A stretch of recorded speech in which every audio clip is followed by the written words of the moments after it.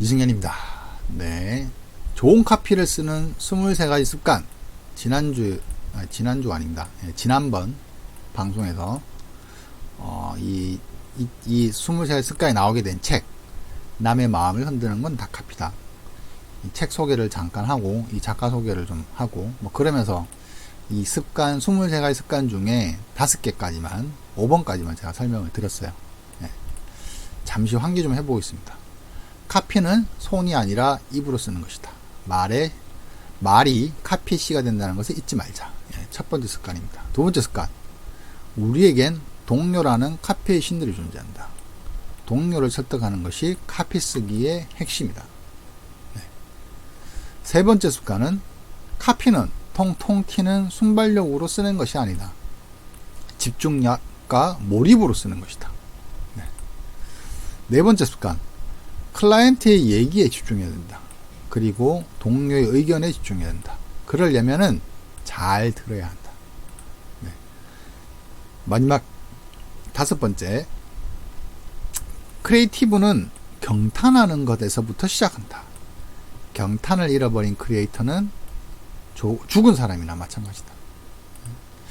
카피를 쓰는 사람에게 있었던 이 경탄, 놀람, 예민함, 이런 것들에 대한 중요성을 얘기한 거죠. 예.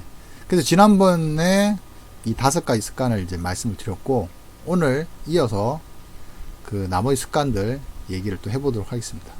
자, 좋은 카피를 쓰는 습관. 6번째는 훌륭한 크리에이터는 자신을 구체적으로 표현할 줄 안다는 겁니다. 그리고 그거를 타인에게 각인할 줄 안다.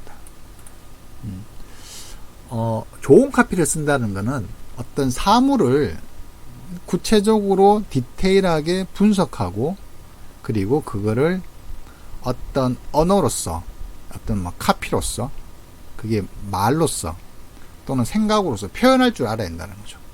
네. 그 작가는 이 부분을 얘기하면서 본인의 어떤 그 옛날 이야기를 잠깐 해요.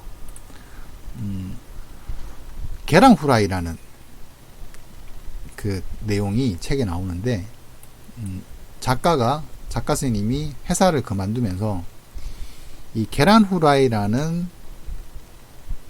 제목의 이메일을 쓰고 그걸 직원들에게 보내고 회사를 그만뒀다고 합니다.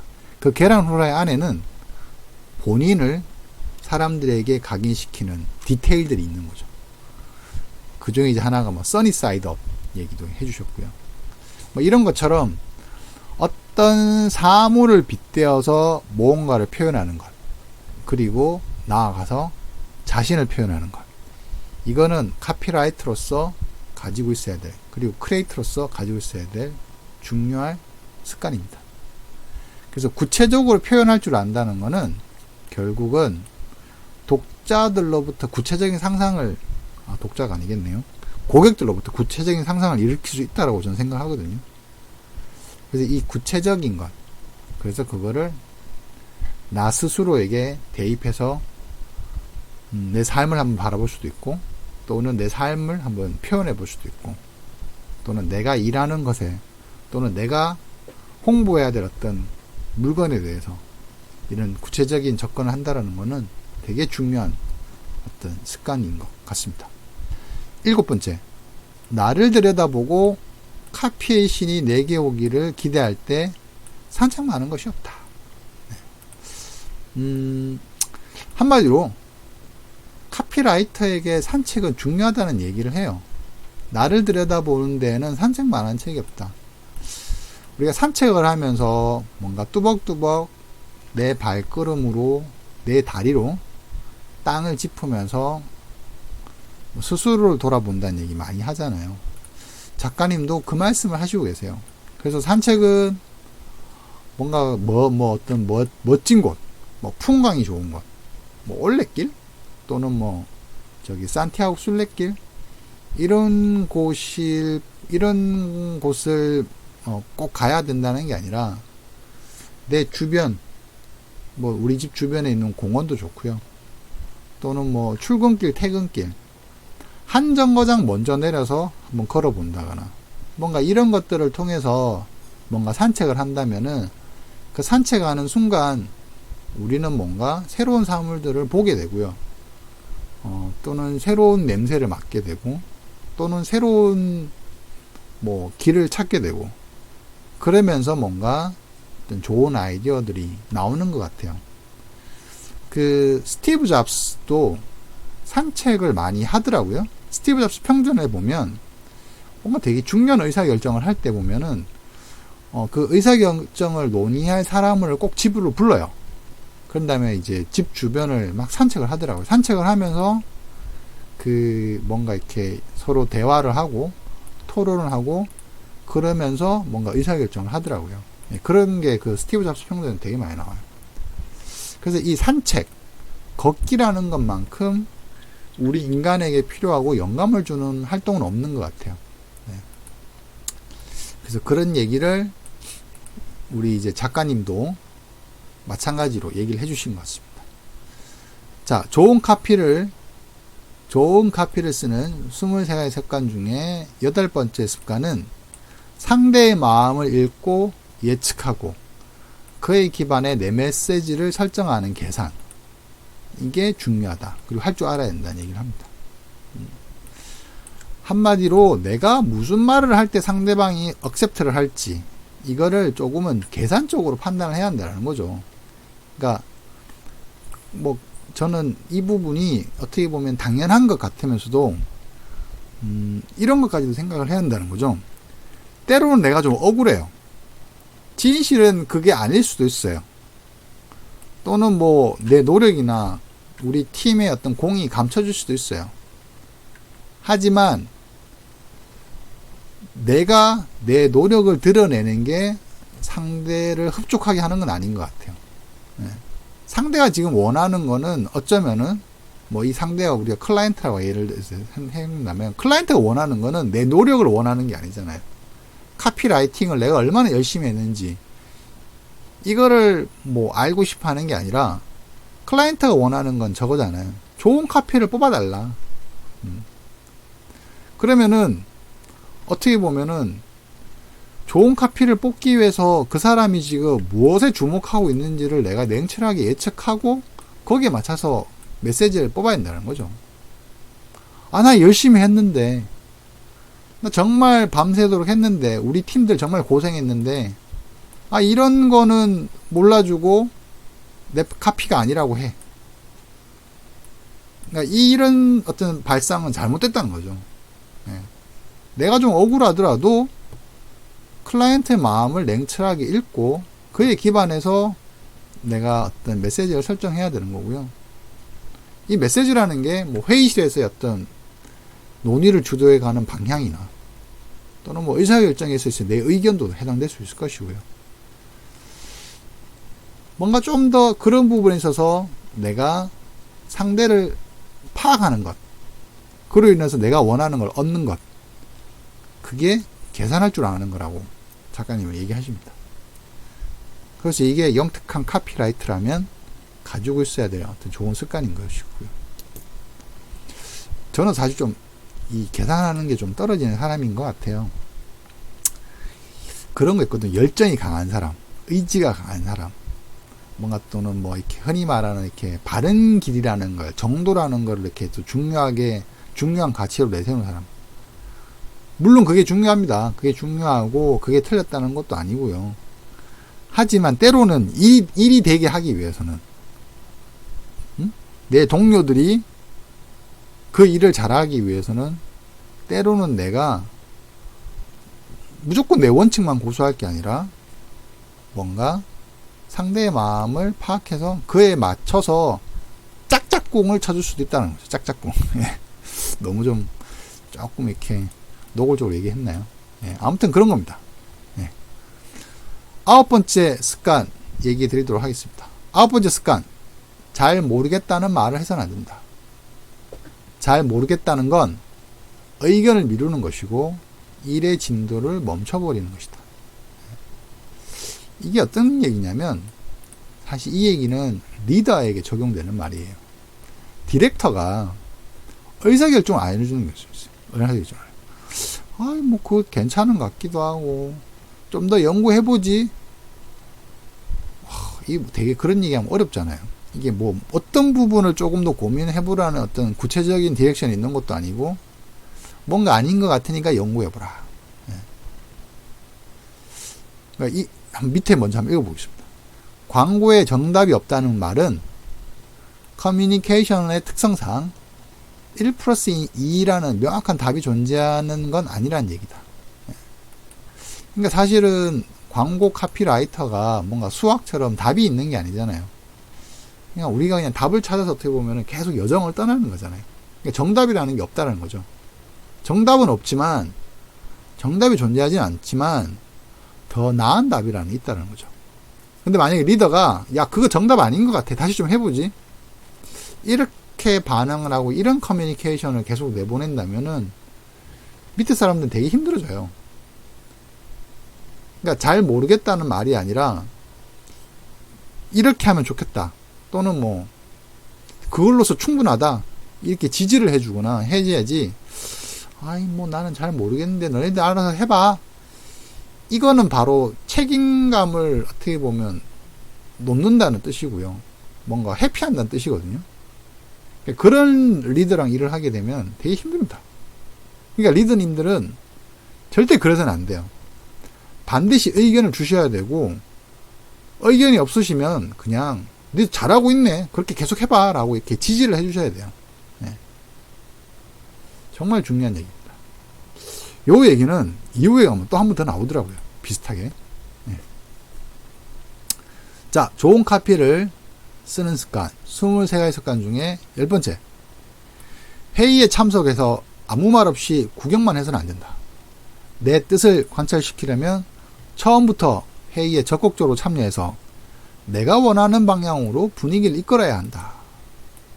그런 분들 있어요. 회의 가면 아무 말도 없으신 분들. 마치 이렇게 나는 아무 생각이 없다는 듯 이렇게 가만히 있는 분들 계세요. 또는 이렇게 뭐 후배라서 후배들이니까 뭐 좀 그럴 수도 있을 것 같기도 한데, 후배가 자신이 낸 아이디어예요. 자신이 낸 기획 아니고. 그런데 회의실에서 그 기획안에 대해서 막 이렇쿵 저렇쿵 막 얘기를 하면은 자신의 아이디어에 대해서 사실 변호를 해야 되잖아요. 근데 상사가 좀 해주면 좋은데 상사도 좀 못해.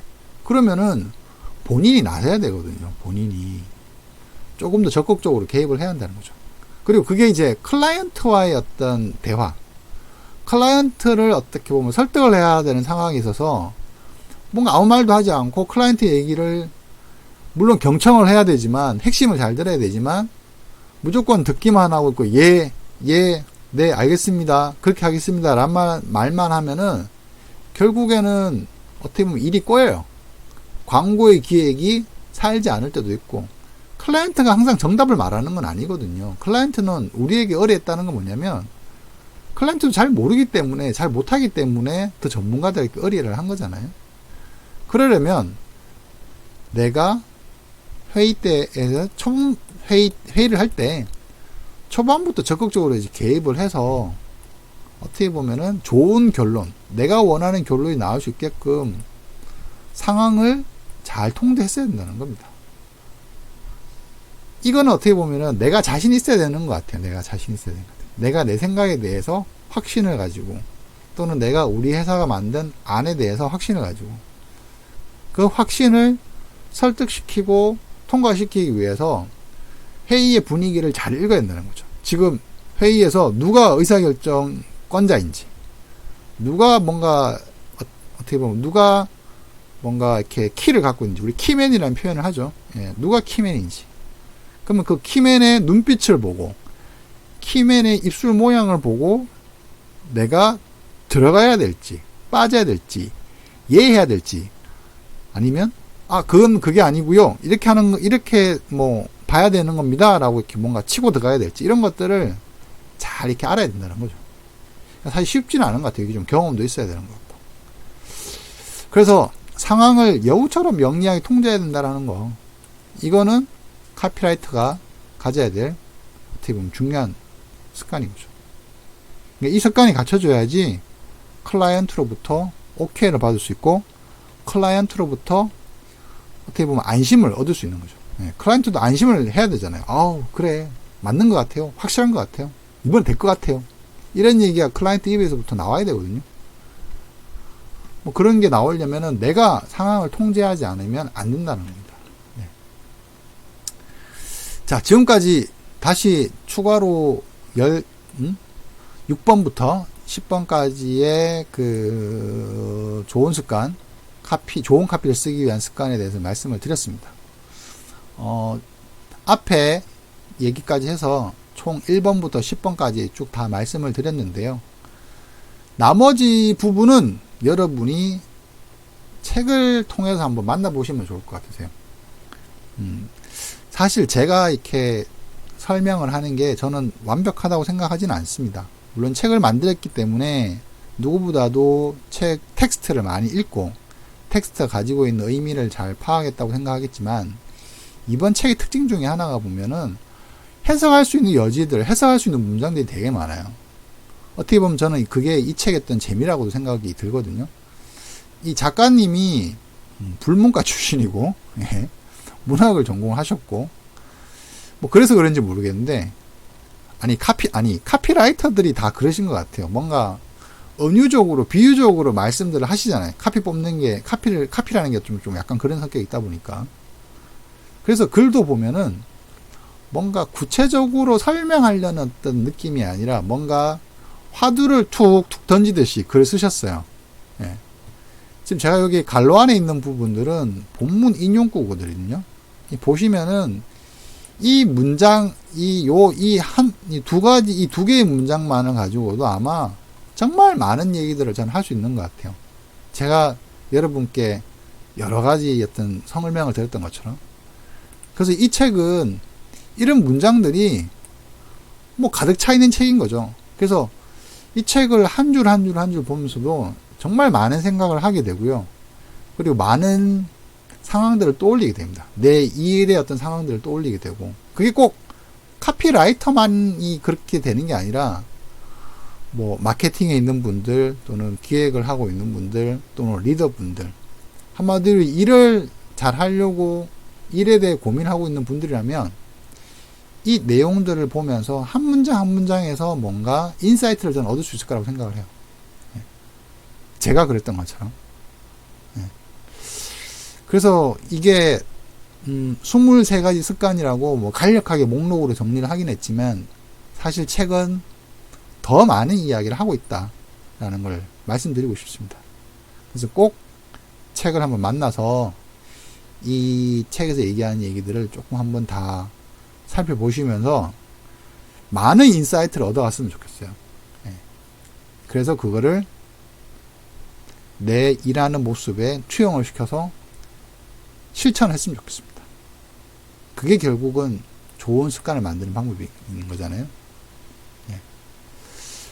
일을 잘하는 습관, 또는 전문가들이 일을 하는 습관, 카피라이터 편으로 남의 마음을 흔드는 건 다 카피다라는 책 저희 냈는데요. 좋은 카피를 쓰는 습관 23가지를 얘기하고 있습니다. 이 책 꼭 한번 만나보시길 추천드립니다. 네, 오늘 얘기도 여기서 마치도록 하겠습니다. 네, 감사합니다.